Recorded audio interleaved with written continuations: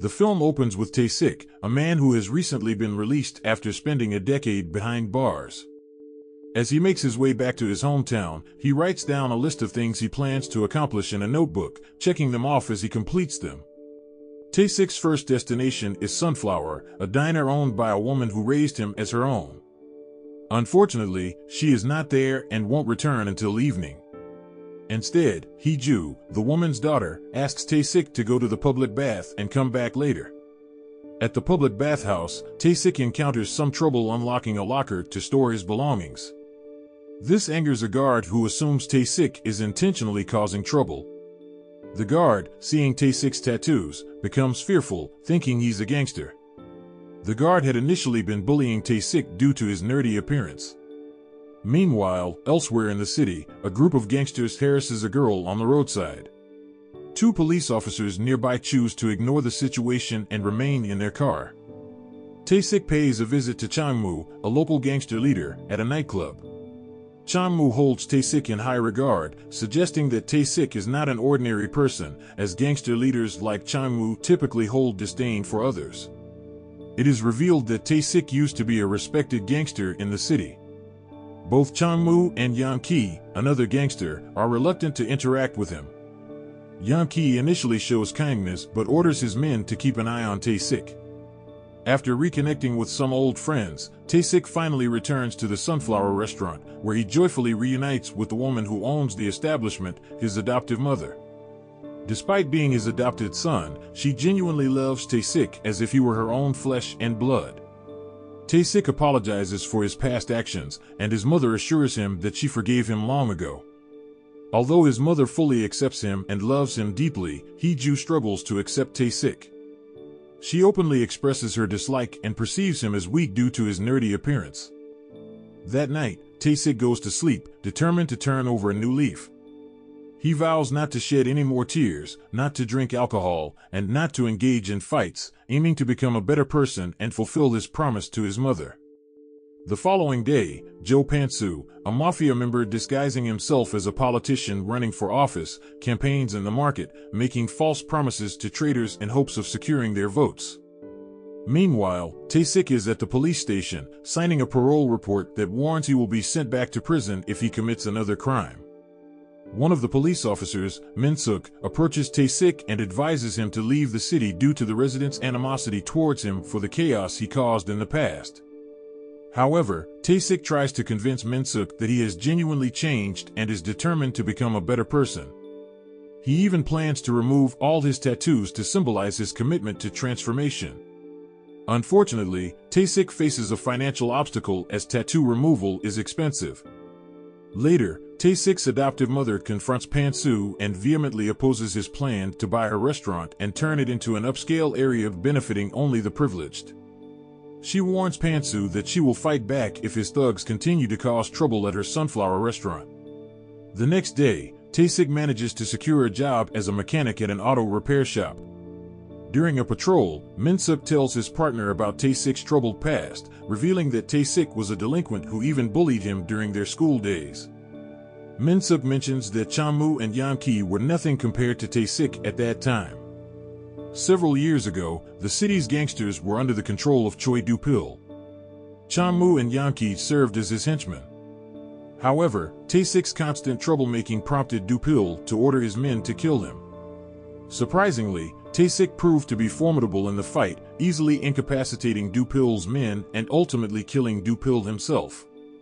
As a result, Taesik was imprisoned for murder. Following the incident, Changmu and Yang-ki took over the gangster leadership and aligned themselves with Pantsu. Min-suk and his partner visit the workshop where Taesik works and inform their superiors about Taesik's true identity. However, Taesik's employer, impressed by his hard work and dedication, disregards his past as a repeat offender and continues to value him as an employee. The following day, Taesik decides to enroll in an English course at Hee-ju's institution. One of the teachers recognizes Taesik from their school days and strikes up a friendly conversation with him. On his way home, Taesik is assaulted by Sung-jin, a thug who is infatuated with Hee-ju and becomes jealous of Taesik's connection with her. Sung-jin takes Taesik to an abandoned warehouse and attacks him. Resolute in his decision not to fight anymore, Taesik refuses to retaliate as Sungjin and his gang pummel him.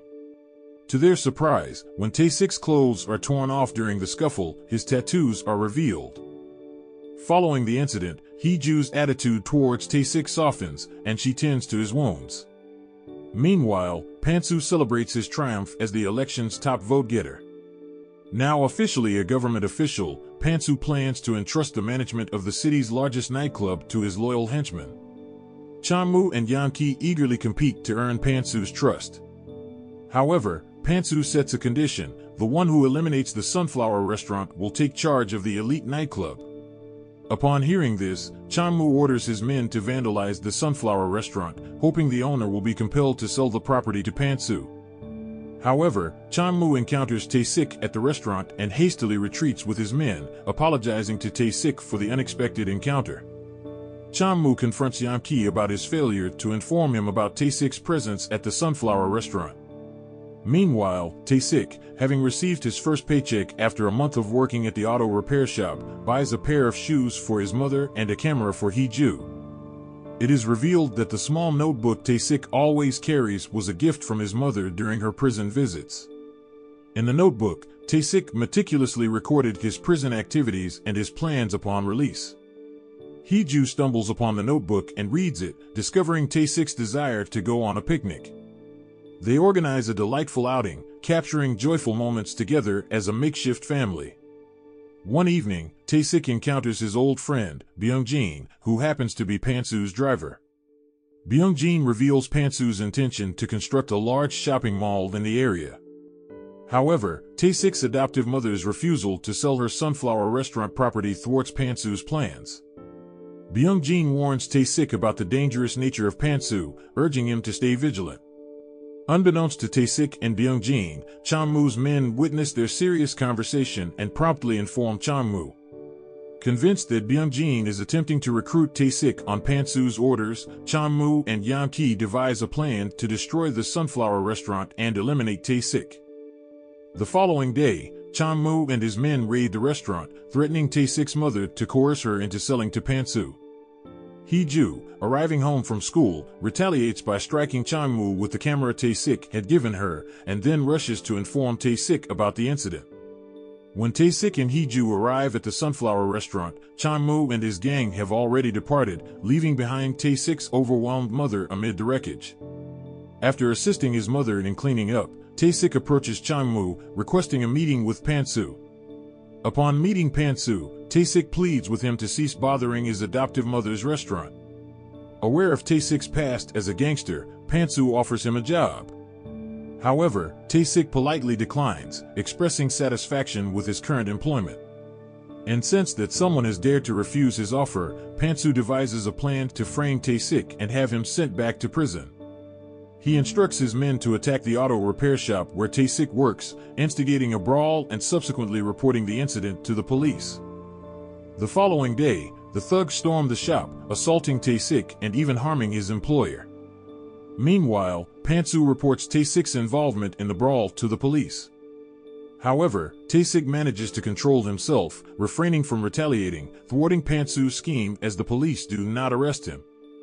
One fateful night, Sungjin confronts Heeju at the Sunflower restaurant, revealing that Taesik is the one responsible for his older brother Dupil's death years ago. Shocked and filled with anger, Heeju demands an explanation from her mother as to why she adopted someone who killed her biological son. Taesik's mother explains that he kneeled and cried, begging for forgiveness after the incident. She believes that Taesik is not inherently evil and decides to forgive him, embracing him as her own son. Upon hearing his mother's words, Heeju begins to comprehend the situation. Taesik then apologizes to Heeju for killing Dupil and suggests leaving their home. However, Heeju insists that Taesik stay with them. She forgives him for his actions and even expresses gratitude for eliminating her abusive brother who had mistreated their mother throughout his life. The following day, Taesik's adoptive mother confronts Pantsu and threatens to expose his role in ordering Dupil to kill Taesik years ago. She possesses concrete evidence that could lead to Pantsu's imprisonment. Byung-jin, privy to the conversation, warns Taesik to remain vigilant as Pantsu will go to any lengths to achieve his goals, including eliminating those who obstruct him. Pantsu initiates his plan by commanding his men to attack Hee-ju while she crosses the street. Struck on the head with a blunt object, Hee-ju is hospitalized for intensive treatment. Concerned for her family's safety, Taesik's adoptive mother decides to sell the sunflower restaurant to Pantsu. Subsequently, Taesik approaches Pantsu and informs him that his mother has agreed to sell the restaurant, leading them to relocate. Unexpectedly, Pantsu demands that Taesik's right hand be paralyzed to prevent him from engaging in further fights. Byung-jin carries out the order, cutting a vein in Taesik's right hand. However, Byung-jin deliberately inflicts a non-lethal injury, allowing Taesik to retain the use of his right hand. Taesik then assures Hee-ju that he will protect her and her mother forever. Despite owning the sunflower restaurant, Pantsu remains determined to eliminate Taesik's adoptive mother. He instructs Yeon-ki to kill her and recover the evidence linking him to Taesik's attempted assassination years ago. Acting on the orders, Yeon-ki murders Taesik's mother, staging her death as suicide. Taesik is devastated by the loss of his beloved mother. Initially believing it was a suicide, he discovers a clue, Yeon-ki's earrings in his mother's room, leading him to realize that Yeon-ki killed her under Pantsu's command. With this knowledge, Taesik can no longer keep his promise. Overwhelmed by grief, he drowns his sorrows in alcohol, crying uncontrollably. Meanwhile, Pantsu and his cohorts celebrate their triumph in obtaining the sunflower restaurant and moving forward with their plans for a mall and elite area. Suddenly, their revelry is interrupted by the sound of someone sobbing, Taesik. He confesses that he has broken his promise to his late mother and declares his intention to slaughter everyone present. Taesik warns Byung-jin to flee if he wants to avoid his wrath. Although alone, Taesik manages to eliminate all of Pantsu's men, including Chang-moo and Yeon-ki, until he finally reaches Pantsu and sets the nightclub ablaze. Severely injured amidst the inferno, Taesik sits, reminiscing about the cherished memories he shared with his mother and Hee-ju. Eventually, Taesik succumbs to his injuries in the blazing fire. The film concludes with Hee-ju, having recovered from her own injuries, excelling as the top student in the mathematics department, fulfilling her dreams. She is shown reminiscing about the precious moments shared with her mother and Taesik. The moral of the story is sometimes, when you're faced with a difficult situation, it's okay to go on a rampage, defeat a bunch of bad guys, and burn down a nightclub. But remember, it's always better to talk things out and find peaceful resolutions.